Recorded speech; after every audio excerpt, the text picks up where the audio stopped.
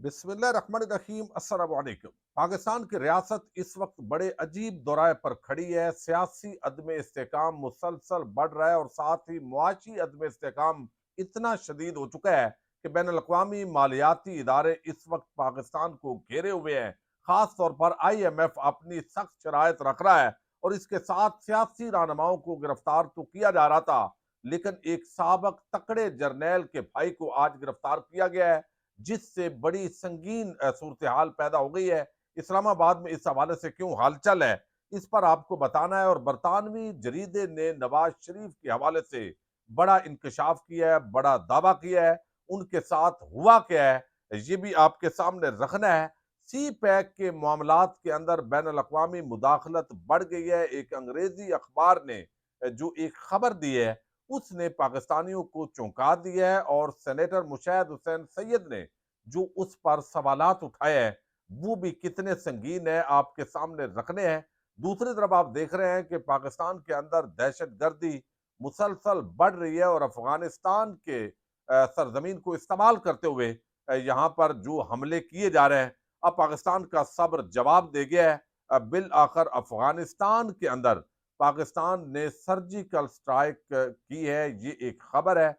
ये खबर किस तरह अब जो है वो इस पर मौक़िफ़ क्या है, ये भी आपके सामने रखना है। उम्मीद है वीडियो आप समाप्त करेंगे और अपने कीमती फीडबैक से ज़रूर आगाह करेंगे। पाकिस्तान के अंदर दहशतगर्दी के अंदर मुसलसल इज़ाफ़ा हो रहा है और ये दहशतगर्द अफ़गानिस्तान के अंदर पनाहगाहें हैं उनकी और वो हमले करते हैं। पाकिस्तान के अंदर सियासी डिवीज़न भी है। फिर उसके अंदर हम चीज़ों को चूँकि गड़बड़ कर देते हैं। एक तरफ जो शोहदा हैं, वो जो पाकिस्तानी कौम का फ़ख्र है, वो हैं और एक तरफ जो हमारे इदारे हैं, उनकी सियासत के अंदर मुदाखलत है।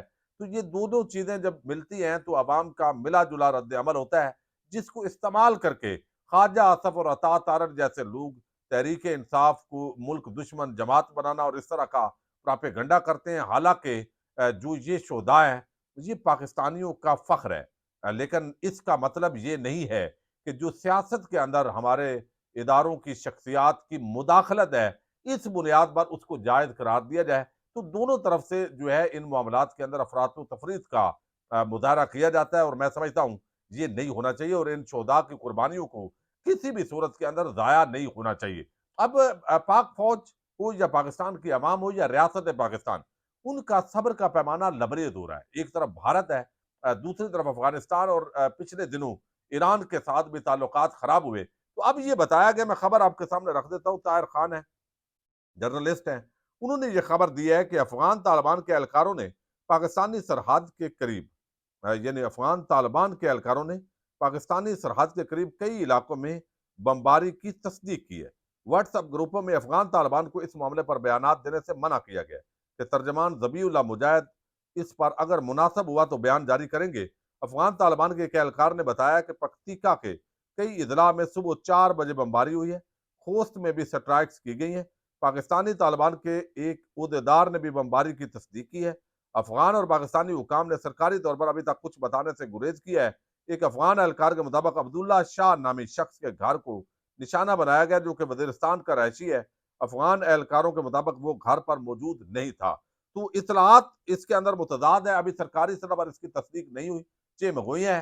लेकिन बहरहाल पाक फ़ौज ने जिस तरह ईरान को आपने देखा कि एक जवाब दिया गया था बड़ा मुँह तोड़, और इसी तरीके से जो जिस तरह दहशतगर्द पाकिस्तान को निशाना बना रहे हैं और सारी सूरत हाल से फ़ायदा उठा रहे हैं, तो ये पाकिस्तान ने जो है वो भरपूर एक जवाब दिया है। ये इत्तला है। अब अंग्रेज़ी अखबार ने एक बड़ी अजीब खबर दी है, आज बड़ी आम खबरें हैं जो आपके सामने रखनी है। खबर ये है कि इस पूरे मामले के अंदर कि जनाब जो यहाँ पे नवाज़ शरीफ हैं, एक तो नवाज़ शरीफ के हवाले से बताया गया, द इकोनॉमिस्ट ने, और ये बरतानवी जरीदा है, इसने कहा कि नवाज शरीफ इंतखाबी नतायज वादों के मुताबिक ना आने पर डिप्रेशन का शिकार है। ये उन्होंने दावा किया जी, बरतानवी अखबार ने। क्या नवाज शरीफ इन दिनों शदीद डिप्रेशन का शिकार है। ऐसा महसूस होता है कि इकोनॉमिस्ट कहता है कि इंतखाबी नतायज वैसे नहीं आए जैसे उनसे वादा किए गए थे। आप अंदाजा कर लें, बैन अल-अक़वामी अखबारात को भी पता है कि पाकिस्तान में इलेक्शन नहीं होते, ढकोसला होता है, पाकिस्तानी कौम के खिलाफ बदमाशी होती है और वो करके तो वो कहते हैं शायद नवाज शरीफ ने साथ जो वादा किया गया था उसके मुताबिक उनको रिजल्ट नहीं मिले। फिर इकोनॉमिस्ट लिखता है अपने तजजिए के अंदर कि मुल्क के 3 बार वजीर आजम रहने वाले नवाज शरीफ ने इमरान खान की हुकूमत के खात्मे के बाद नए इंतखाबात की बजाय शहबाज शरीफ को वजीर आजम बनने की इजाजत देकर बगैर एक बड़ी गलती की है। यानी ये सारा जो रिजल्ट आया है उनको भी पता है कि जीती हुई तहरीक इंसाफ है।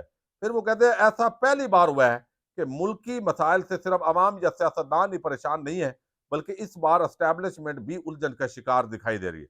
नवाज शरीफ की परेशानी ये भी है कि पार्टी को नई जिंदगी देने में भी कामयाब नहीं रहे। अगर नून लीग को यानी नून लीग खत्म शुद, वो बात कर रहे हैं, अगर नून लीग को इंतखाबात में मदद ना मिलती तो नून लीग काबिल जिक्र कारकर्दगी का मुजाहरा करने में भी नाकाम रहती। ये देखिए बरतानवी जरीदा दी इकोनॉमिस्ट ये लिख रहा है। मजीद कहा गया कि 2022 में इमरान खान को हुकूमत से निकालना बगैर उनके खिलाफ जाता दिखाई दे रहा था, मगर अब ऐसा लगता है कि ये टाइमिंग कुदरती तौर पर उनके हक में की गई है। इमरान खान से उनके हामियों को दूर रखने की पाकिस्तानी एस्टैब्लिशमेंट की तमाम तर कोशिशें नाकाम साबित हुई हैं। तो एक एस्टैब्लिशमेंट किस तरह नाकाम हुई है इमरान खान के मामले में, और नवाज शरीफ से जो वादा किया गया था उस बेचारे के साथ क्या हाथ हुआ है, ये दोनों चीजें अब बैन अल-अक़वामी जरीदे दी इकोनॉमिस्ट ने इस पर तबसरा किया है। लेकिन जो सूरत हाल एक और है, और ये खबर है सी पैक से मुतल्लक, और सी पैक से मुतल्लक खबर ये है, ये एक्सप्रेस ट्रिब्यून ने ये खबर दी। कल एक हिस्सा मैंने भी आपके सामने इसका रखा था कि सी पैक के लिए मजीद कोई फंड मुख्तासर नहीं होंगे, हुकूमत का IMF को यकीन दहानी, ये खबर जो है वो लगाई है, और ये बड़ी तशवीशनाक खबर है। अब इस खबर जो एक्सप्रेस ट्रिब्यून के अंदर आई है, आपने देखा जब भारत के मामले के अंदर मोदी सरकार ने जो है वो आर्टिकल 70 और जो है वो लगाया, तो उसके बाद आपने देखा एक प्रोपेगेंडा किया गया कि जनाब इमरान खान ने भारत के साथ कश्मीर का सौदा कर दिया, और ये बेचा उस वक्त की अपोजिशन ने। हालांकि कोई जंग तो जर्नैल लड़ते हैं ना, फौज लड़ती है, तो फौज के जर्नैल एक मरतबा भी इमरान खान के पास नहीं आए कि हमारा खून खौल रहा है, इमरान खान साहब हमें इजाजत दें और हम जाके मोदी का मुकाबला करें। ओ भाई, ये आपस के अंदर मुशावरत के साथ जो आपकी ताकत होती है, जो आपकी मुआशी ताकत होती है, जो आपके हथियार होते हैं, जो आपके साथ अवाम की ताकत होती है, ये सारी चीजें जमा करके तो इस तरह के फैसले अमूमन जो एस्टैब्लिशमेंट है और ये हुकूमत मिलकर कर रही होती है। लेकिन जब मलबा डालने का वक्त आता है तो मलबा फिर सियासी शख्सियात पर डाल दिया जाता है, और इमरान खान पर उस सौदेबाजी कर दी। ऐसे ही परवेज मुशर्रफ ने, नवाज शरीफ का भी ये दावा है, नवाज शरीफ कहते हैं कि कारगिल की जंग फौज हार गई थी और बुरी तरह घेरे में आ गए थे, लेकिन उस वक्त जो है वो मैंने इनको निकाला और बाद में नाकामी का मलबा मुझ पे डाल दिया, प्रोपेगेंडा ये कर दिया कि फौज तो कश्मीर फतह करने लगी थी कारगिल और पूरा भारत के अंदर घुस गई थी। लेकिन क्या हुआ कि नवाज शरीफ बड़ा बुज़दिल निकला, और हम भी एक अरसे तक यही बयानियां जो है वो सुनते रहे और आगे बयान करते रहे, लेकिन मामला कुछ और था। तो इसी तरह कश्मीर का सौदा, अब इसको फिर ये कहेंगे कि ये सी पैक का सौदा कर दिया गया। ये जो खबर है जो एक्सप्रेस ट्रिब्यून ने लगाई है और सियासत.pk ने भी उसको एक्सप्लेन किया है। अच्छा, अब वो कहते हैं मुशैर हुसैन सैयद ने सी पैक के लिए फंड मुख्तासर न करने से मुतल्लिक अंग्रेजी खबर रसा इदारे की रिपोर्ट शेयर की और कहा है कि अगर ये सच है तो ये परेशान कुन है। मुशैर हुसैन सैयद ये नून लीगी सीनेटर हैं। वो कहते हैं सी पैक मनसूबा कब से IMF और अमेरिका से होकर गुजरने लगा है? क्या पाकिस्तान की नई हुकूमत ने IMF को पाकिस्तान की फॉरेन पॉलिसी के हवाले से वीटो पावर दे दी है? यानी क्या IMF के सामने गिरवी रख दिया गया सी पैक का मनसूबा? नून लीगी सेनेटर ने कहना है कि अगले मरहले में तो IMF नेशनल सिक्योरिटी के अमूर पर भी मुदाखलत करेगा। डिफेंस बजट और दीगर मामलात पर भारत पहले ही सवालात उठा रहा है। इस मामले पर बाज़ाब्ता वजाहत की जरूरत है। अब ये एक्सप्रेस ट्रिब्यून की जो खबर है उसके मुताबिक कहा गया कि नई हुकूमत ने IMF को ये यकीन दहानी करवाई है कि सी पैक के लिए मजीद कोई फंड मुख्तासर नहीं किए गए। और वो कहते हैं सी पैक के पावर प्रोजेक्ट्स के बकाया जात जनवरी के आखिर तक $1.9 बिलियन तक पहुंच गए हैं। ये एक खतरनाक कदर और गुज़श्ता साल जून के मुकाबले में 77% यानी 214 अरब रुपए ज्यादा है। और ज़ाहिर है पाकिस्तान की जो मुआशी हालात है, ये खाऊ कबाइल अब आ गए हैं, मजीद अब ये खाएंगे मुल्क को, अपने ये तिजोरियां भरेंगे। ये जिस तरह पहले मनी लॉन्ड्रिंग और बैरून मुल्क इनकी जायदादें, पाकिस्तान के अंदर इलाज इनके बैरून मुल्क, और अल्लाह करे अब मरियम नवाज दावे तो बड़ी कर रही हैं कैंसर हॉस्पिटल बनाएंगे और कंपटीशन इमरान खान से हर मामले के अंदर बड़े अफसोस का मकाम है। भाई फिर आप अपने जरा डोनेशन इकट्ठे करके बनाओ ना वो हॉस्पिटल, जरा आपको पता चले कि आप पर कितनी अवाम एतमाद करती है। गवर्नमेंट के खर्चे पर आपने हॉस्पिटल बनाना है और वो भी आप कौम पर जो है वो एहसान करने की कोशिश करते हैं। लेकिन खबर अब एक और बड़ी है जो मैं माजरत चाहता हूँ लेट हो गई, और खबर यह है कि एक साबक जर्नैल यानी जनरल रिटायर्ड फैज हमीद, आपको इल्म है, आर्मी चीफ की दौड़ में शामिल थे, जनरल बाजवा के बड़े यार थे, फिर उनके खिलाफ मखसूस तरीके से प्रोपेगेंडा किया गया जनरल बाजवा और जनरल फैज हमीद दोनों के खिलाफ। और वो हालांकि एक थे लेकिन ऐसा तासर मिला कि बाजवा ये चाहते थे और फैज ये चाहते थे। फैज की पार्टी पीटीआई थी और बाजवा की नून लीग थी, तो ये तासर तो सियासतदानों को और आम जो सहाफ़ी हैं उनको शायद घुमाने के लिए इस तरह की चीज़ें होती हैं। लेकिन ये जो नजफ़ सियाल हैं, यानी ये नजफ़ हमीद लतीफ़ाल, लतीफ़ाल इनका गाँव है और चकवाल के अंदर ये बेसिकली जो है ये नैब तहसीलदार है, नैब तहसीलदार थे। अब इन पर इल्ज़ाम ये है कि इन्होंने बहुत सारी करप्शन की है, माल बनाया है, एंटी करप्शन इन पर इंक्वायरी करता रहा है। इनकी दरख्वास्त ज़मानत जो थी वो मुस्तरद हुई। वहाँ पर हुमायूं यासर और मुख्तलिफ नून पीटीआई के जो लोग हैं, वो भी इस मुकदमे के अंदर इन्वॉल्व हैं।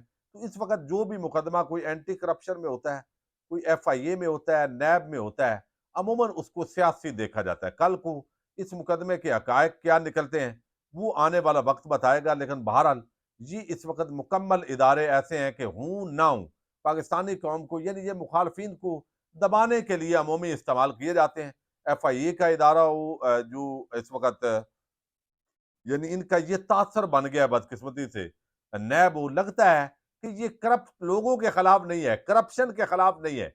ये बेसिकली जो मुखालफिन हैं, उनके लिए ये इदारे बने हैं। जब इदारों के बारे में इतना मनफी तासर हो जाए, तो अगर सही केस भी हो, तो फिर भी उनकी क्रेडिबिलिटी खत्म हो जाती है। शहबाज शरीफ के खिलाफ मनी लॉन्ड्रिंग का ओपन एंड शट केस था।